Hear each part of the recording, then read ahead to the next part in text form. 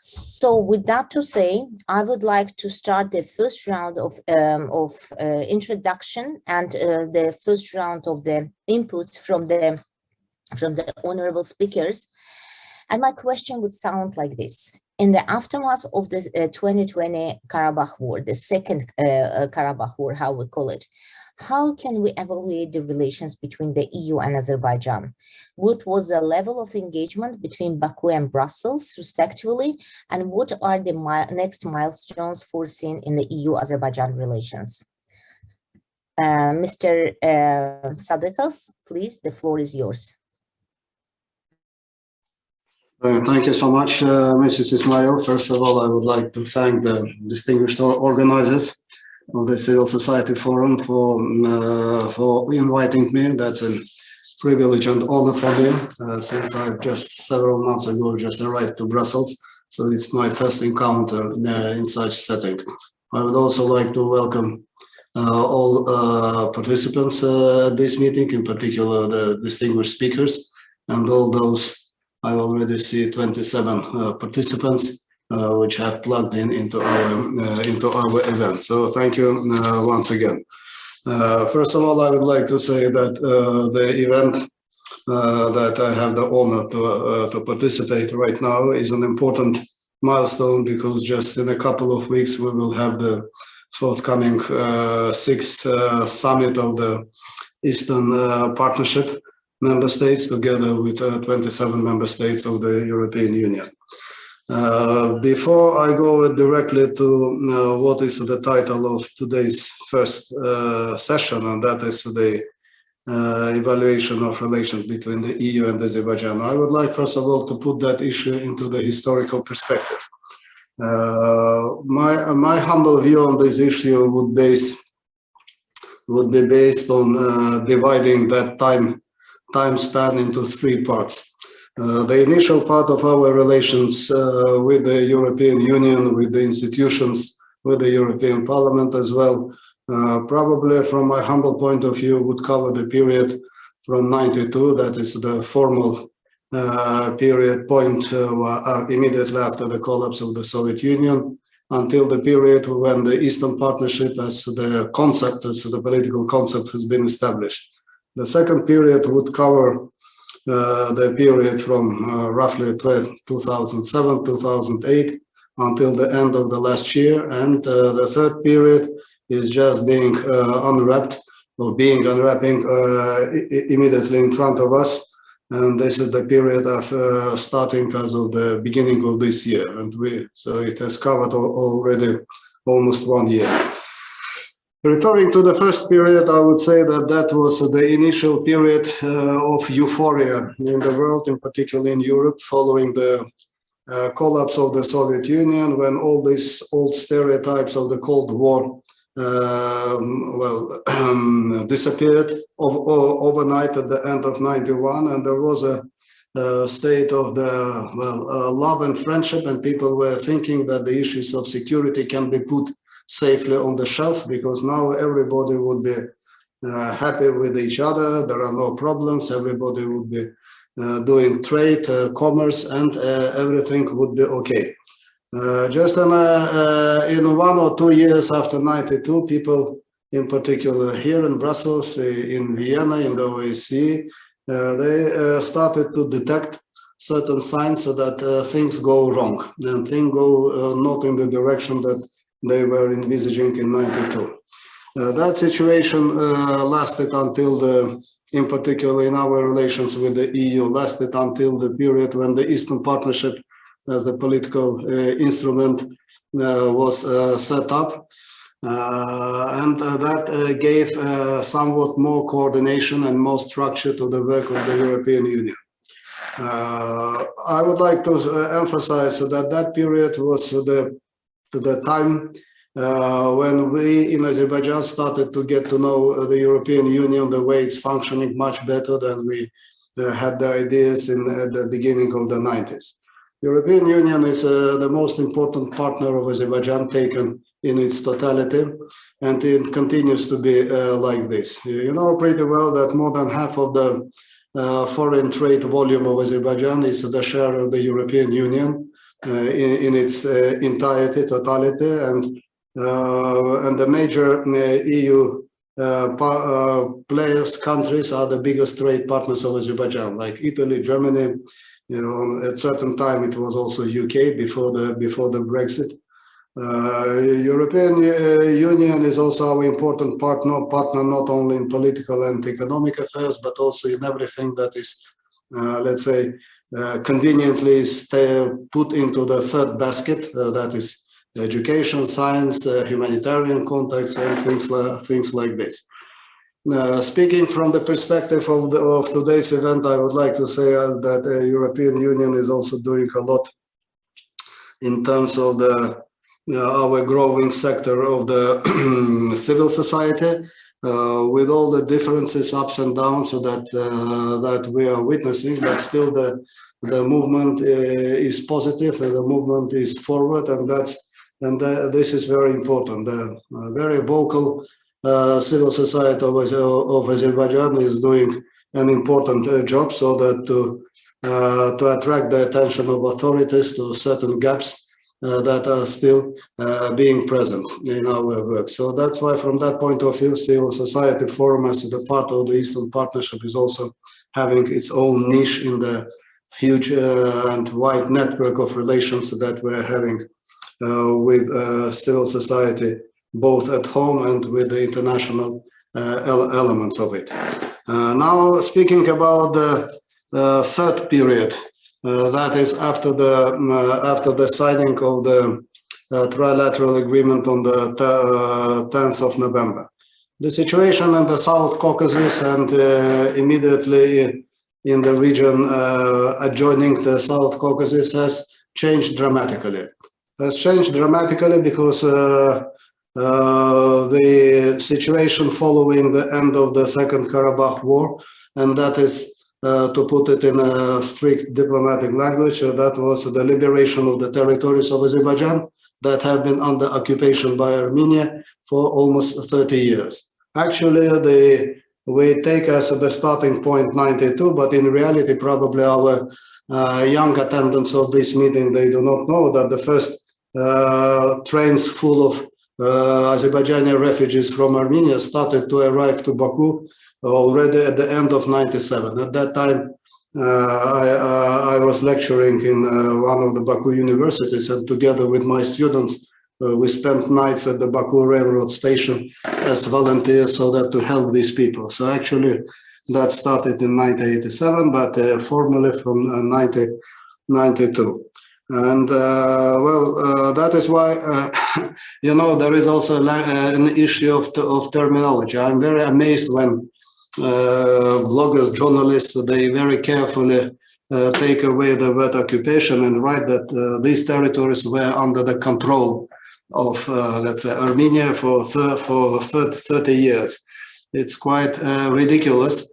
Just imagine if we say that, well, Europe was under the control of Adolf Hitler during the Second World War. Yeah, no, okay, that's now in the past. So I would like to say that, of course, that war cost thousands of lives, both from Azerbaijani side and the Armenian side. Of course, people might ask a question: could that have been avoided?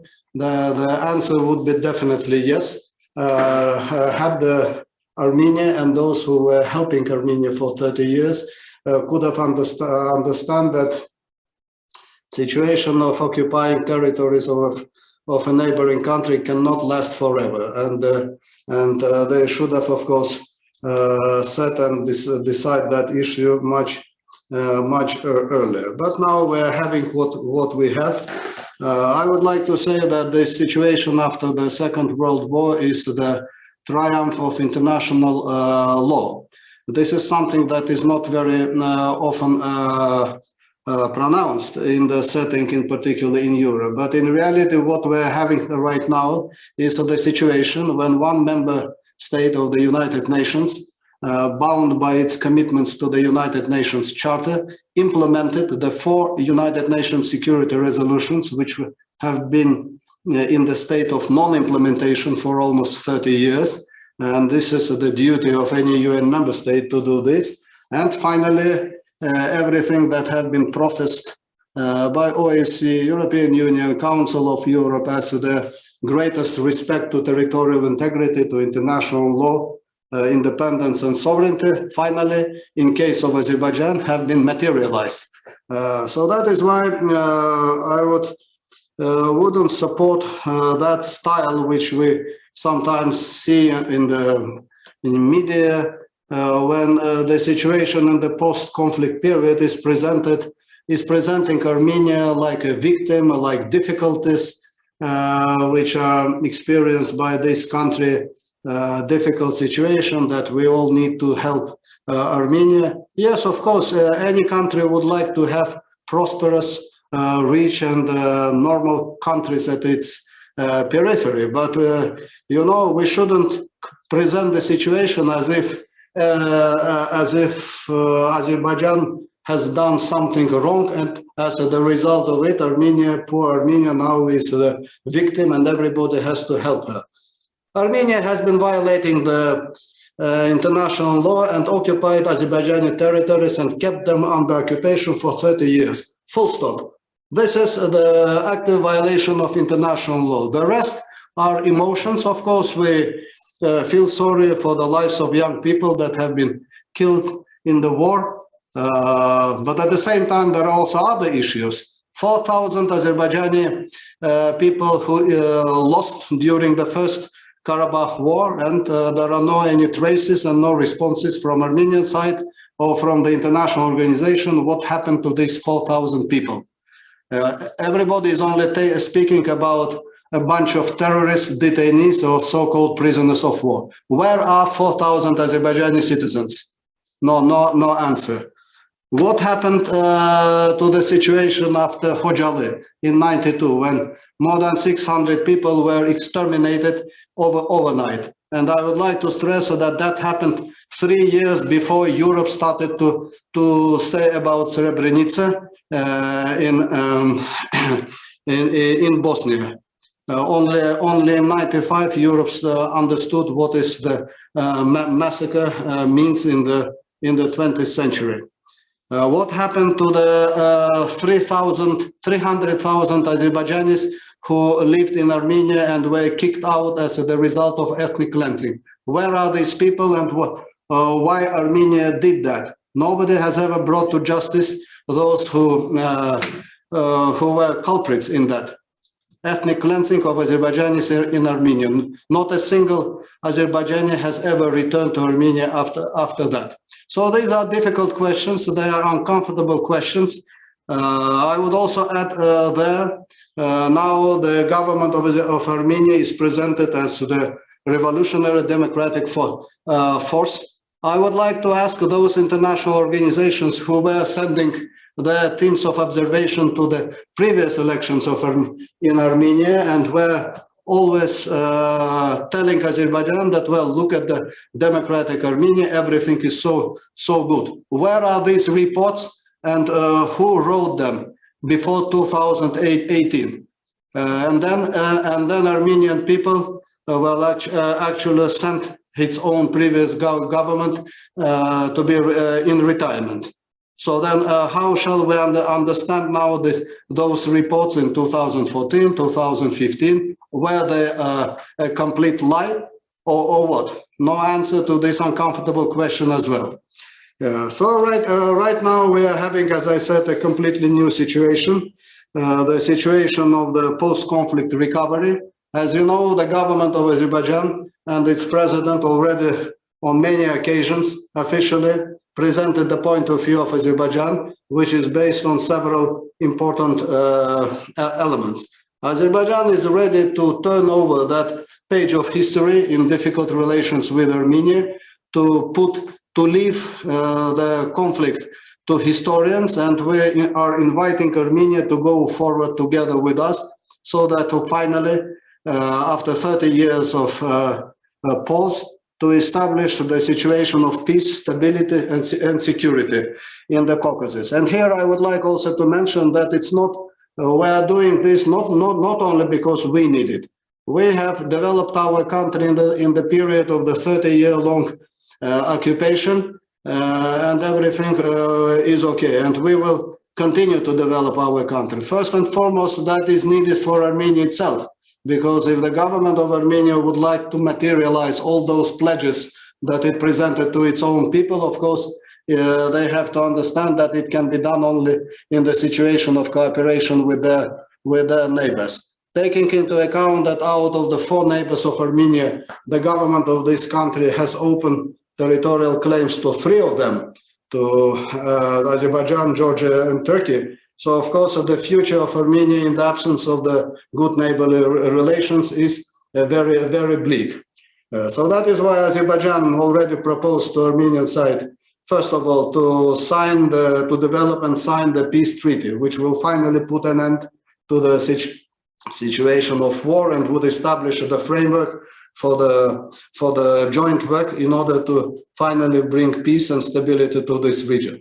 Secondly, we proposed also to finally start the work of the delimitation of the borders.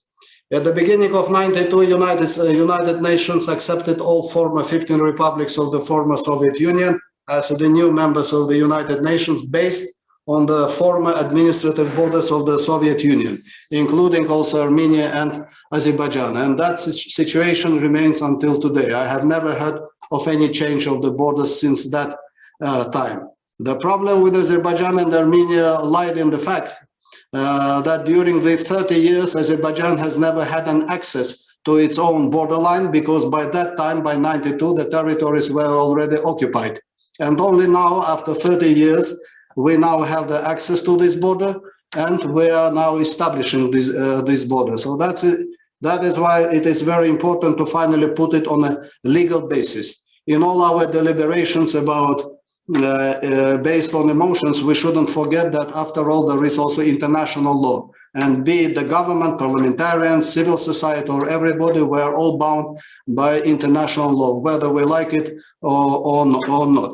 And the third element, it is the full restoration of communications in the region.